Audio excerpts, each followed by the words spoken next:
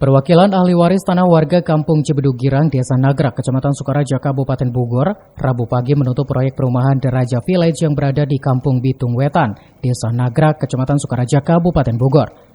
Nena, salah satu ahli waris, mengaku persoalan sengketa lahan perumahan Deraja Village ahli waris sebelumnya yang menjabat sebagai direktur utama di dalam perusahaan tersebut, namun dirinya mengaku ia dikeluarkan secara sepihak, yang saat ini dikelola oleh saudara sepupunya dari perusahaan PT Mahesa Bakti Utama. Lantaran kecewa dan merasa dimanipulasi oleh H sebagai saudara sepupunya sehingga ahli waris mengklaim luas tanah 2 hektar yang saat ini dibangun perumahan itu dipasangi spanduk bertuliskan tanah ini milik ahli waris, tidak diperjualbelikan kepada pihak manapun, dan dilarang membangun tanpa seizin ahli waris.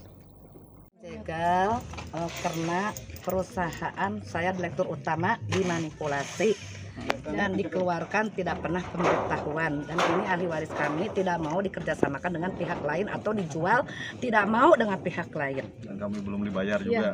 Iya, berarti nggak mau dijual. Itu proyek apa sih, Bu? Boleh dihilangkan tanpa tahu menahu.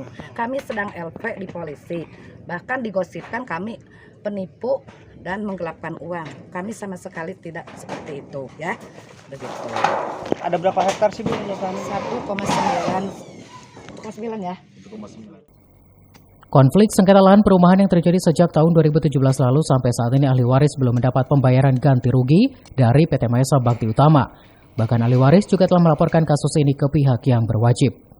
Kuasa hukum PT Mahesa Bakti Utama Herman menyayangkan tindakan terhadap beberapa oknum yang melakukan aksi protes penutupan proyek pembangunan perumahan tersebut menghambat pengerjaan. Sementara berdasarkan legalitas kepemilikan lahan tersebut, pihak kuasa hukum mengklaim lahan itu milik kliennya atas nama Hendra.